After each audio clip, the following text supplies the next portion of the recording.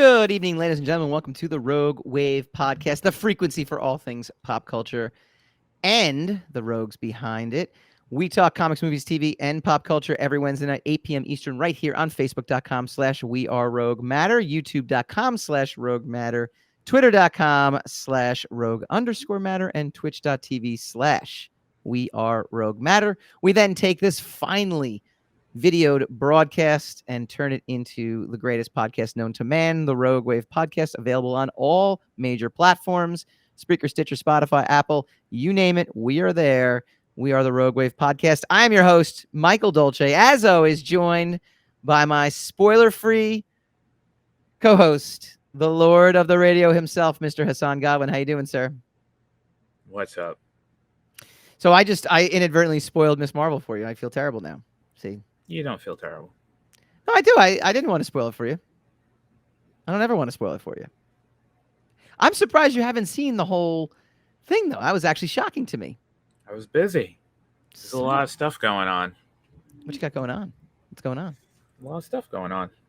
All right, we'll dive into that when we go all around the road. Some of it. I don't know about all of it. But we'll dive into all of that when we go all around the road next segment.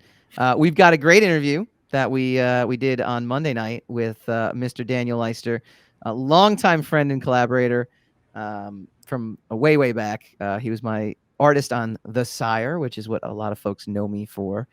And he has a new comic coming out, so good stuff there. But first, Rogue Matter presents, we've given you the inside scoop on everything that's happened on RogueMatter.com. I don't know if I've mentioned this before, but everything on Rogue Matter is free to read. So you literally just go to Rogue Matter and you click on it and you read it. I think you all said of our podcasts something once or twice about it. I don't know. I don't know if you say it enough, but I think you said something maybe 2, 3, 4. I tried, right? Times about it. Yeah. I try. We have free podcasts. We have everything that you can, like everything is free to consume. I don't know how they're paying for it. My check's clear, so I'm cool with it. But at some point, this house of cards has got to implode because this is just free. It's just free everywhere. So, but get it while you can. That's what I got for you. Get it while you can, because I just don't know how long they can continue doing this, just creating awesome content and giving away for free. Badass Babes from Entertainment. The latest episode is now up as well too. These are two ladies doing amazing things. Joelle Anouk-Wubiri, which I think I actually did that correctly. And they're not on to tell me I didn't. That's the latest episode. Brenda Fisher runs an amazing talent agency out in California. She interviews celebrities, up-and-comers, people in the biz. She's got the inside track, so definitely check out Badass Babes of Entertainment. You can go to RogueMatter.com for that. Go just check out our podcast page, our Spreakers page, and we got all that stuff up there. We also have Until I Die, which I am extremely upset with this book. I am very angry at its creator, Jason Sturr. I am, immensely just fuming at the entire creative team, including Steve Rude, who did the covers, because this book is way better than anything I've ever done, and it angers me with how wonderfully crafted this book is and how carefully crafted this book is, and it makes me cry, and I sit in my closet in embarrassment and shame to have ever tried to create a comic book after reading this. Did you film that for me, though? When you're sitting in your closet crying? I should. Yeah. It's mostly just a lot of like, you're no good. But it would be something I would just like watch quite frequently just to be self-amused. If you just could do that for me, that'd be... I think it's going to be a reel soon on Instagram. It's going to be a reel. It's an ongoing reel. Don't be upset, man. Just step your game up, man. Just be as good as them. Yes. That's what you got to do, man. That's a lesson you learn from stuff like that. Yes. No, and you know what? It's funny because I am by nature a competitive person. So I'm definitely somebody that when he does read things like this or read books like this or stories like this, it does actually get the fire going, which is good. I don't know if it's going to amount to anything, but it gets the fire going. It always amounts to something, man. Be positive. Yes. It's always something. And always that something is good. I think so. Except for the crying in the closet. Creativity is good across the board. unless you're being creatively murderous, in which case that's not good. Don't do Yeah, but that. if you do it in a creative way, I mean, you still got to kind of give him a little bit of credit. Be like, I've learned from that guy reading. that guy's a psychopath, but man, No. didn't think, I've learned from my readings, of course, that the cops don't care about how creatively murderous you are. True. They just care about the end result, which was murder. Don't do that. But be creative as much as humanly possible, and be inspired as much as humanly possible, because all those results are usually good. Fictional murder is okay. I agree. Fictional murder is fantastic. In fact, fill all your stories with fictional murders. The kids love it. The kids love it. We've gotten this show off into a very weird track today, and it's not just you. I mean, it's me crying in the closet. This is Until I Die. Follows the story of Dan Robbo, who looks suspiciously like a very, very famous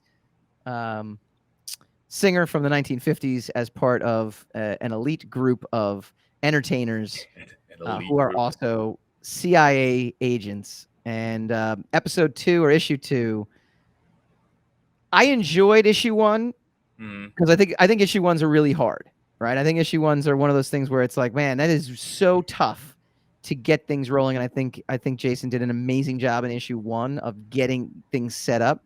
But issue 2 is where it really starts finding itself, and you start not the book finding itself, you understanding what this particular arc is going to be about. When Marilyn Monroe makes an appearance. The irony here is we didn't have to change Marilyn Monroe's name. We used her. We used her point blank. Well, that's not her real name anyway, so there you go. So I guess it became redundant to give her another alias. So Marilyn Monroe and JFK enter the picture here, and it paints a not so cozy view of or rosy view of the former ex-president, and paints a very rosy picture of Marilyn. Wonderfully done. And I got to tell you, how can you paint a bad picture of Marilyn? I mean, no matter what you do. Unless she was creating fictional murder, committing fictional murder. No. Then... Everything looks good on Marilyn. That's the other rule. Okay, that's fair. Marilyn can fictionally murder with impunity, and there's no tarnish on her. Yeah. Well, that's good. Then I can second that. I think that's a solid. Please do.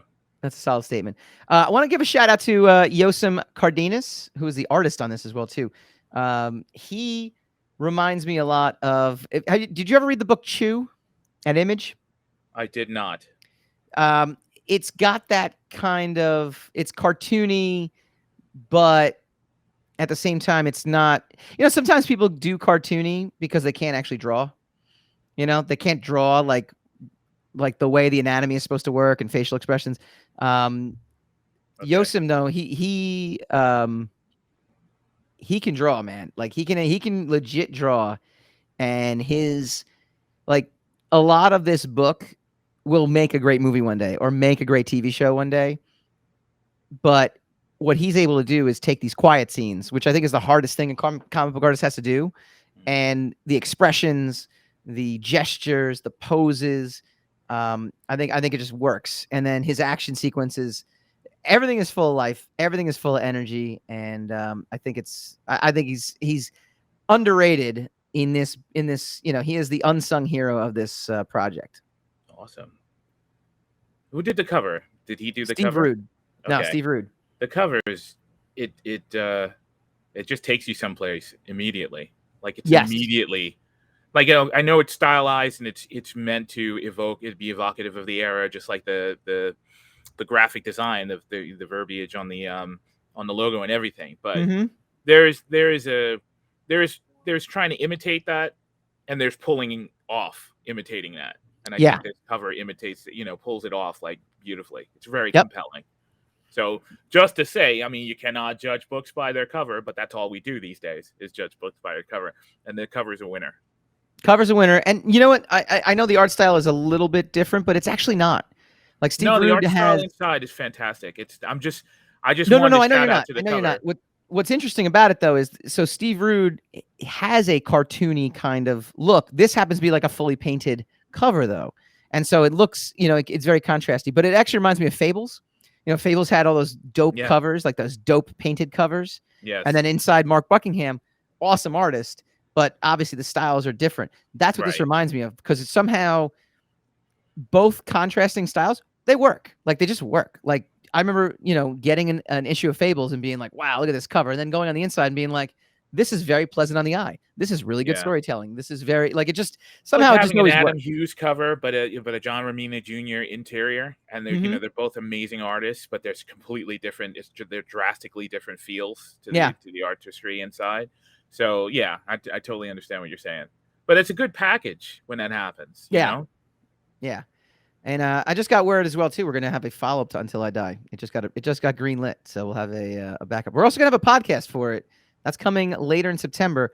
It's not a talkback podcast though, like we've done with Seal of Fire and with Kingdom of Tundo. It's going to be further adventures told by Jason Ster. So he's gonna host his own show and narrate some never before seen adventures via podcast, which I think is gonna be pretty cool.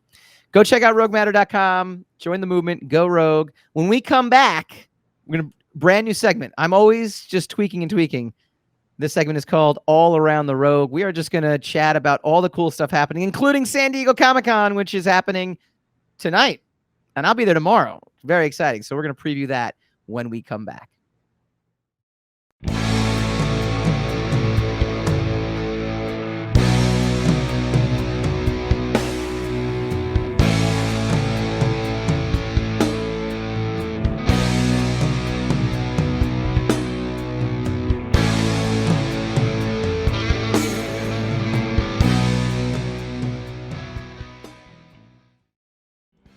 Hi guys, Mike Dolce here from the Rogue Wav podcast. If you like this video, please feel free to like, share, subscribe, all that fun stuff. It really helps us out. Leave a comment, let us know what you'd like to see in future episodes, and tune in every Wednesday night, 8 p.m. Eastern, for a brand new episode of the Rogue Wav podcast.